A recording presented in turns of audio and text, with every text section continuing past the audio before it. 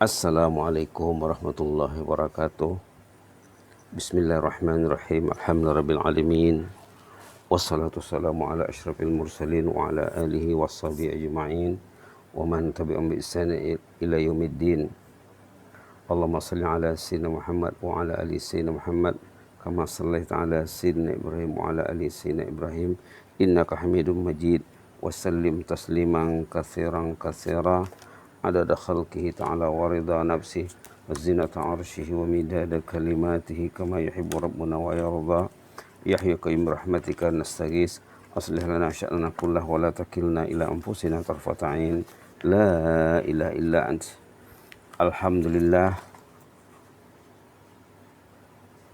pagi ini Allah masih mengizinkan kita melanjutkan pertemuan yang ke-81 ya, bersama gagasan Bernas Fudul bin Iyad rahimahullah yang mengatakan kita jangan asyik ataupun sibuk melihat kelemahan kawan. Lihatlah kebaikannya agar hubungan kita dengan mereka tidak terganggu, tidak terjejas ya, tidak tergugat. Apa kata Fudul bin Iyad? Insan yang mencari teman tanpa aib, niscaya ia akan hidup tanpa teman. Dia akan kehilangan teman selalu. Dapat satu, hilang satu. Dapat satu, hilang dua kadang-kadang. Jadi tidak terkumpul temannya. Padahal teman ini sebetulnya bila kita sudah kenal, kita akan jaga ya. Kita akan jaga karena pada dasarnya persahabatan kita adalah karena Allah Subhanahu Wa Taala, bukan karena kepentingan lain. Kecuali kalau persahabatannya karena kepentingan lain. Nah, bila persahabatan itu dibina atas kepentingan lain, keduniaan, kepentingan, berarti nanti bila dia terasa tidak ada kepentingannya, dia akan berpisah. Ini yang diingatkan oleh Fudul bin Iyad, jangan begitu maunya. Dalam pada itu kita campur juga dengan gagasan dari sumber lain. Kemarin kita menceritakan bahwa kita itu sepatutnya menjauhi sifat buruk sangka.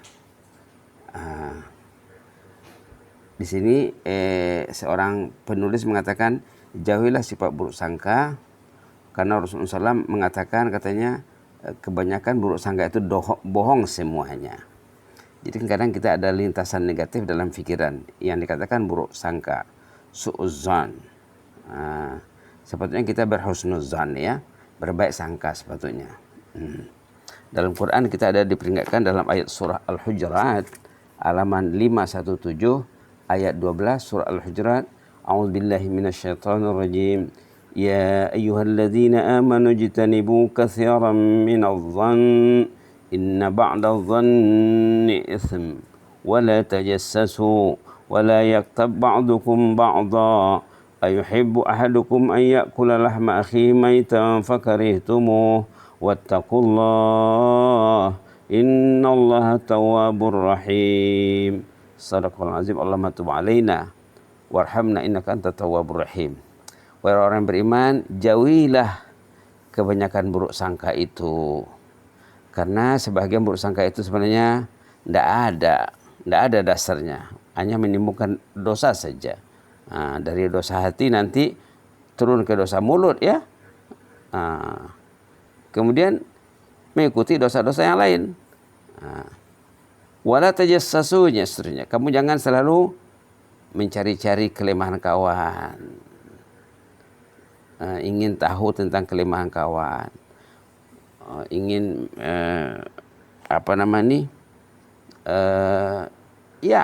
melihat kekurangan kawan.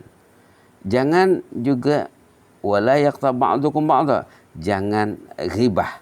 Jangan menyebut-nyebut kejelekan kawan, jangan mengumpat. Adakah kamu suka memakan daging kawan kamu yang sudah mati? Jadi keburukan mengumpat diumpamakan ibarat memakan daging kawan yang sudah mati, dimakan dagingnya. Fakarihtumu, tentu kamu benci, kamu tak suka. Oleh itu jauhilah sifat apa tadi? Buruk sangka, mengetahui mencungkil-cungkil kelemahan kawan, dan ghibah, mengumpat. Wattaqullah, takutlah kepada Allah. Innallaha tawwabur rahim.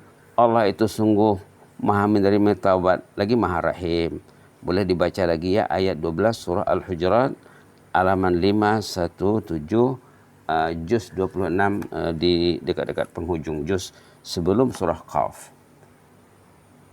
Baik, di sini penulis juga mengingatkan jangan membuka keaiban, jangan menyalahi janji, dan jangan memihak kepada musuh teman Anda. Kalau ada teman kita itu bermusuh dengan seseorang, contohnya kita jangan memihak kepada musuh teman. Kita berusaha menyatukan mereka, menautkan mereka, menghubungkan hubungan yang barangkali mau putus, dihubungkan, disambungkan. Bersegera dalam menyampaikan ucapan tahniah dalam ungkapan kegembiraan mengenai sesuatu kebaikan. Apa saja yang berkenaan kebaikan dengan kawan kita, cepat-cepat mengucapkan alhamdulillah, jazakallah khairah, tahniahlah ya, selamatlah, syukurlah kepada Allah. Jangan meremehkan kebaikan teman meskipun kecil. Bila orang buat kebaikan, dinilai kebaikannya. Kecil dibesarkan. Kalau dia tempat kecil dianggap besar, dibesarkan, dikemukakan, dianggap hebat lah ya, walaupun kecil. Anda perlu memberi sahabat motivasi untuk maju dan berjaya. Ini di antara sifat positif ya. Bila kita bersahabat dengan seseorang, kita perlu membuka jalan untuk dia maju. Kita ingin maju, kawan kita juga ingin maju. Teringat masa belajar di pondok dulu ya. Belajar di pondok, pelajar itu diwajibkan diskusi. Diwajibkan berkumpul untuk berdiskusi. Kalau dia pandai, dia mengajar orang yang kurang pandai atau tak pandai. Kalau dia tak pandai, dia berdiskusi dengan orang yang lebih pandai dari dia. Wajib hukumnya berdiskusi dulu di pondok. Nanti di kelas akan ditanya oleh ustadz yang mengajar, kamu grup diskusimu dengan siapa? Kalau tidak ada grup diskusinya, biasanya dia kena marah tuh. Kena marah.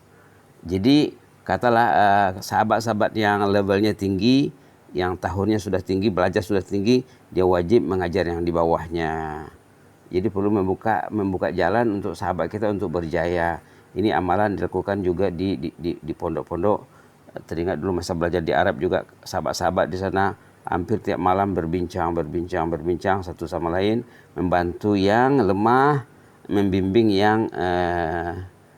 yang kurang motivasi, dan membimbing yang kemampuannya belajar agak kurang ya. Begitulah. Subhanallah. Terakhir sekali dikemukakan di sini pendapat Imam Hasan Basri. Imam Hasan Basri mengatakan apa di sini? Persahabatan sangat dominan pengaruhnya terhadap cara hidup seseorang.